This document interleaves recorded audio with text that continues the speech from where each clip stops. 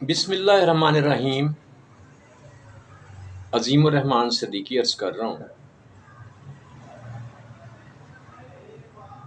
اور آج آپ سے میں یہ گزارش کرنا چاہتا ہوں، سب سے، بچوں سے، بڑوں سے، نوجوانوں سے، اور جتنے بھی پاکستانی ہیں ان سے سب سے گزارش کرنا چاہتا ہوں کہ ہمارے پاس ایک عظیم نعمت موجود ہے، اور وہ عظیم نعمت جو موجود ہے ہمارے پاس وہ ہے قرآن پاک۔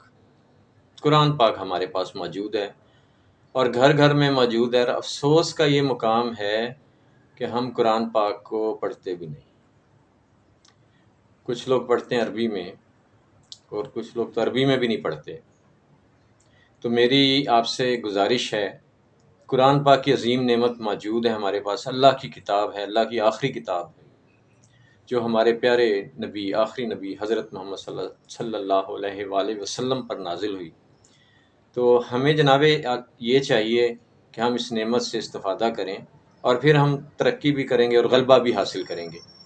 عربی کے ساتھ ساتھ قرآن پاک کو ہم ترجمے کے ساتھ پڑھیں روزانہ، اس کو سمجھیں اور اس پہ عمل کریں، تو ہم ایک عظیم قوم بن سکتے ہیں، ترقی کر سکتے ہیں۔ تو خدا کے لیے قرآن پاک روزانہ معمول بنا لیں، اس کو عربی میں بھی پڑھیں، بہت ثواب کا باعث ہے، اور اس کو ساتھ ترجمے کے ساتھ پڑھیں اور اس کو سمجھیں اور اس پہ عمل کریں۔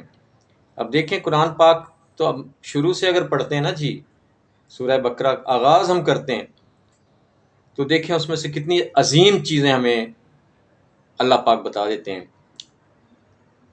تو میں اس کا ترجمہ جیسے پڑھتا ہوں، شروع اللہ کے نام سے جو بڑا مہربان نہایت رحم والا ہے۔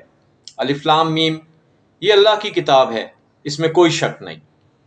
راہ دکھاتی ہے ڈر رکھنے والوں کو، ڈر رکھنے والوں کو جو اللہ کا ڈر رکھتا ہے، اللہ کی باتوں کو سمجھتا ہے، اللہ کے احکامات کو سمجھتا ہے اور اس پر عمل کرتا ہے اور جانتا ہے یہ سب کچھ اللہ کا ہے۔ اچھا، جو یقین رکھتے ہیں بن دیکھے، یعنی غیب پہ ایمان لاتے ہیں جو، اور نماز قائم کرتے ہیں اور نماز کو قائم کرتے ہیں باقاعدہ مسلمان، اور جو کچھ ہم نے ان کو دیا اس میں سے خرچ کرتے ہیں۔ اور اب اللہ پاک نے دیکھیں کتنی بڑی بات کی، اور جو